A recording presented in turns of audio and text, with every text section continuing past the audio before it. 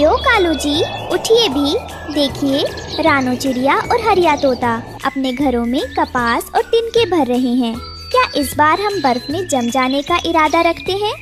अरे गोरी, तुम क्यों सुबह सुबह शोर मचाती हो? अभी तो धूप निकली है। जब बर्फ गिरेगी तब देखेंगे। मुझे थोड़ा और सोने दो। नींद में बहुत अच्छे सपने आ रहे हैं। दोस्तों ने भी तालाब पर पानी पीते समय गोरी को बाकी पक्षियों की बातें सुननी पड़ी। क्यों गोरी बहन, कालू भाई ने घर पक्का किया या अभी भी खराटे मार रहे हैं? सुना है इस बार ठंड बहुत कड़की की होगी। हरियाली बहन, उनकी क्या कहें, वो तो कहते हैं कि कुदरत खुद उनका ख्याल रखेगी। मुझे तो शर्म आती है उनके आलस पर। शर्म से काम नहीं चलेगा गोरी, वरना इस बार तुम्हारे घर की छत उड़ जाएगी। पत्नी के ताने सुनकर कालू गुस्से में बहुत दूर निकल गया, जहां उसकी मुलाकात एक शिकारी चील से हुई। चील भाई, सब मुझे निठल्ला कहते हैं। अगर आप मुझे खाना चाहते हैं तो खा लीजिए। ऐसी बेइज्जती वाली जिंदगी से तो मरना अच्छा है। अरे भाई, तुम तो बड़े भावुक निकले। मैं तुम्हें खाऊंगा नहीं, बल्कि तुम्हें अमीर बनाऊंगा। अगर तुम मेरा साथ दो तो हम पूरे जंगल का अनाज और अंडे चोरी कर सकते हैं। चील और कालू ने मिलकर एक बुरी योजना बनाई। सुनो चील भाई, मैं सब पक्षियों को कहूँगा कि दूर वाले मैदान में बहुत दाना गिरा है। जब सब वहाँ जाएंगे तो आप उनके घरों से अंडे और फल गायब कर देना। बड़ा तेज दिमाग पाया है तुमने। ठीक है, तुम उन्हें भेजो, मैं यहाँ अपना काम शुरू करता हूँ। कालू वापस आया और सबको झूठ बोलने लगा। अरे भाइयों बहनों, जल्दी चलो, पुराने किसान की गाड़ी पलट गई है और मैदान में ढेर सारा अनाज बिखरा पड़ा है। इससे पहले कि रात हो जाए, सब जाकर अपनी बोरियां भर लो। कालू भाई, क्या आप सच कह रहे हैं? आप तो कभी इतनी अच्छी खबर नहीं लाते थे। अरे मुझ पर भरोसा करो, मैं यहाँ रुककर तुम्हारे घरों की रखवाली करूँगा। जैसे ही पक्षी दाना लेने गए, शिकारी चील ने हमला बोल दिया। वाह, कालू ने अपना वादा निभाया। ये रहे रानों के ताजे सेब और ये रहे कुछ कीमती अंडे। आज तो मेरा पेट भर जाएगा। चील एक एक करके सबके घरों से सामान अपनी बोरी में भरने लगा। जल्दी करो चील भाई, बातें कम करो और बोरी जल्दी भरो। अगर कोई पक्षी दाना न मिलने के कारण जल्दी वापस लौट आया तो मेरी गर्दन फंस जाएगी। और सुनो, वो ताजे सेब मेरे लिए छोड़ देना। गोरी को सेब बहुत पसंद है। अरे डरपोक कौवे, तू फिक्र मत कर। जब तक वो वापस आएंगे तब तक हम बादलों के पार होंगे। देखो, इस तोते के घर में तो शहद भी है। आज तो दावत बड़ी शाही होगी। शाम को जब पक्षी खाली हाथ लौटे, क्योंकि वहाँ कोई अनाज नहीं था, तो उन्होंने अपने घर उजड़े हुए पाए। हाय, मेरे बच्चों के अंडे कहाँ गए? मेरा सारा जमा किया हुआ अनाज गायब है। कालू भाई, आप तो रखवाली कर रहे थे, फिर ये कैसे हुआ? अरे रानो, मुझे क्या पता, मेरी तो आंख लग गई थी। लगता है कोई बड़ा शिकारी आया था।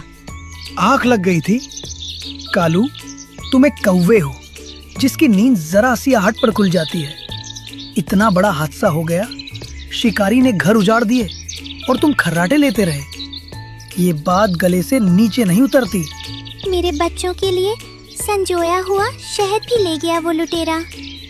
कालू भाई, अगर तुम जाग रहे होते तो कम से कम शोर तो मचा सकते थे। अब इस कड़ाके की ठंड में हम भूखे पेट कहाँ जाएंगे? कालू भाई, तुम तो बड़े वीर बन रहे थे कि मैं रखवाली करूँगा। अब देखो, सबके घोंसले मिट्टी में मिल गए हैं। तुम यहाँ सुरक्षित बैठे हो और हमारे घर बर्बाद हो गए। ये कैसा पहरा था तुम्हारा? अरे, अब क्या सारा दोष मुझ पर डाल दोगे? मैं तो खुद डरा हुआ हूँ। क्या पता वो शिकारी मुझे भी मार देता। शुक्र मनाओ कि मैं जिंदा हूँ, वरना तुम्हें खबर कौन देता।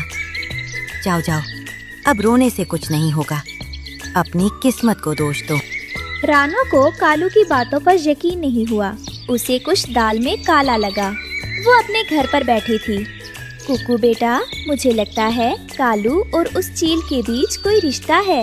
कालू की आंखों में आज डर नहीं बल्कि चालाकी थी। हमें कुछ ऐसा करना होगा कि कोई हमारा घर ना तोड़ सके। रानो सबको लेकर नारियल के बगीचे में पहुंची।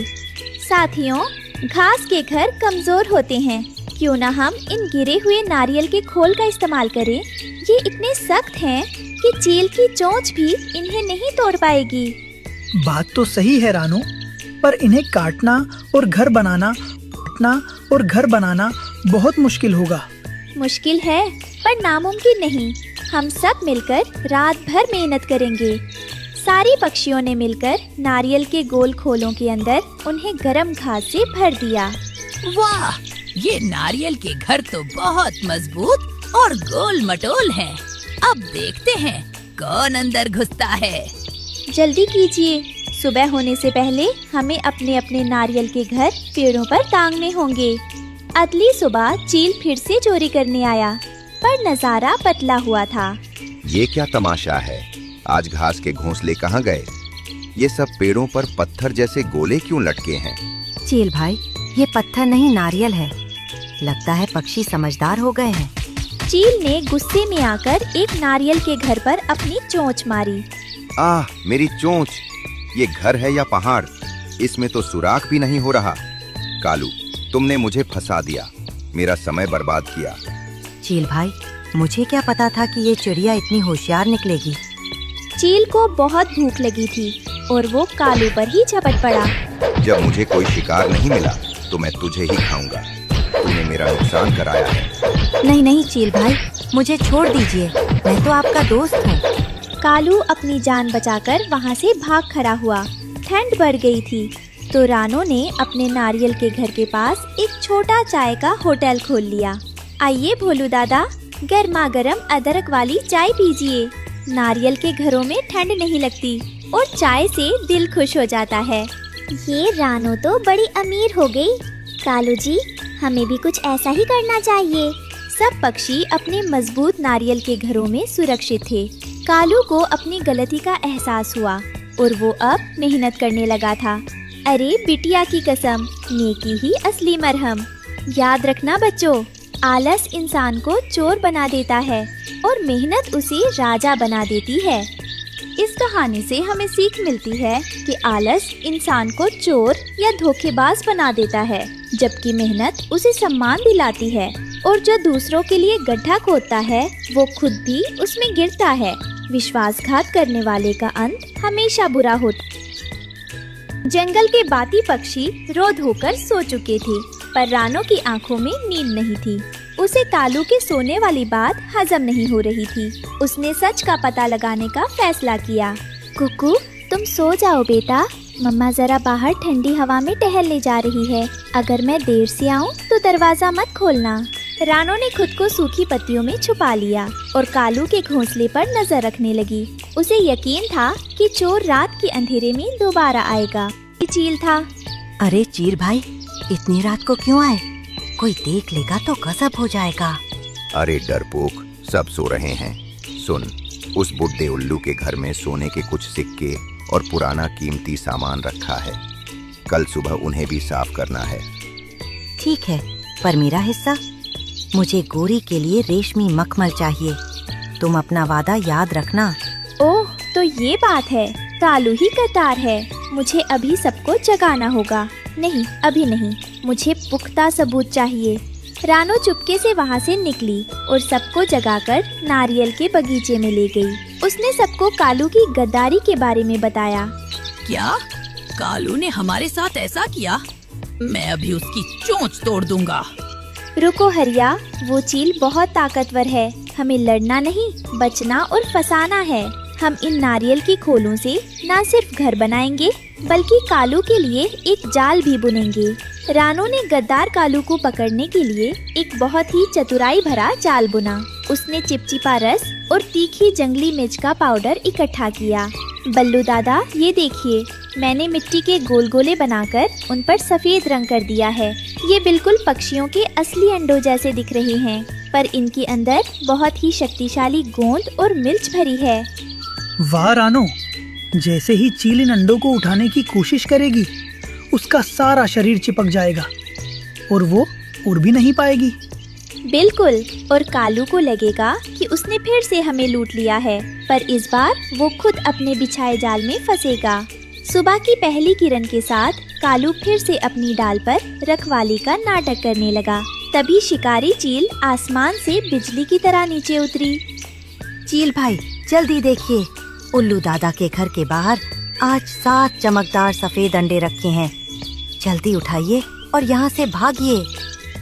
वाह, आज तो मेरी किस्मत चमक गई। इतने बड़े और ताजे अंडे, आज मैं माला माल हो जाऊंगा।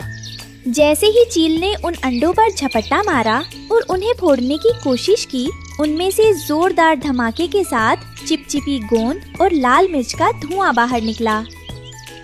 मेरी आंखें, मुझे कुछ दिखाई नहीं दे रहा। ये क्या बला है? मेरे पंख तो आपस में चिपक गए हैं। मैं उड़ नहीं पा रहा।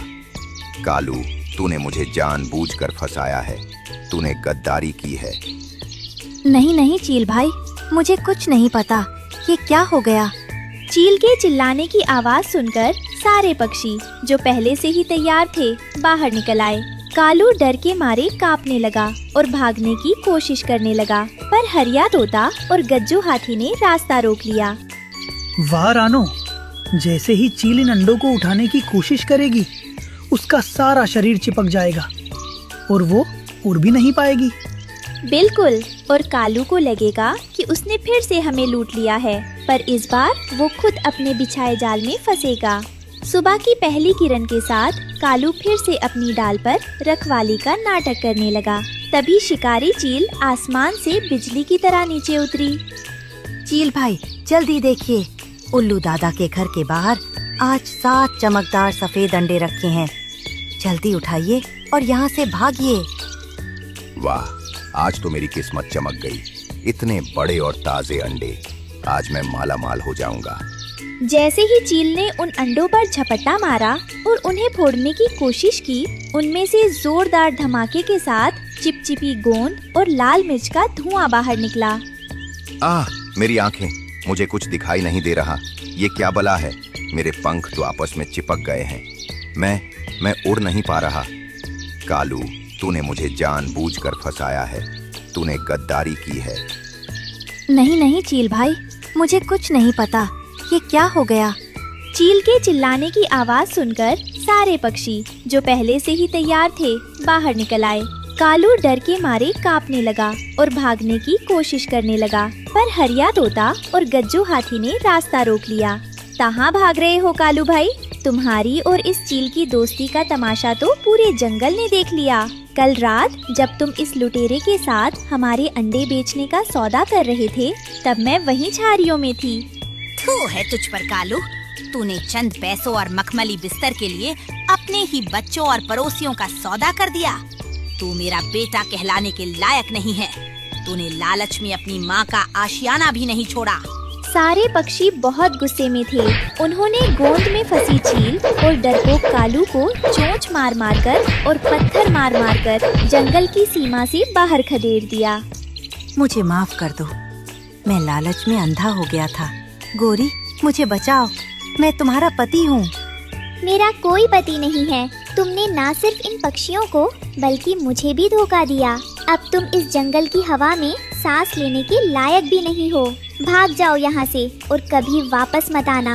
अब जंगल से गद्दारी का साया हट चुका था। सब पक्षियों ने मिलकर अपने घरों को मजबूत बनाया और एक दूसरे की रखवाली का वादा किया।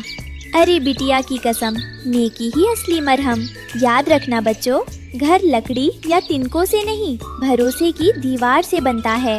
और जो अपनों का भरोसा बेचता है, उसे दुनिया के किसी कोने में पनाह नहीं मिलती।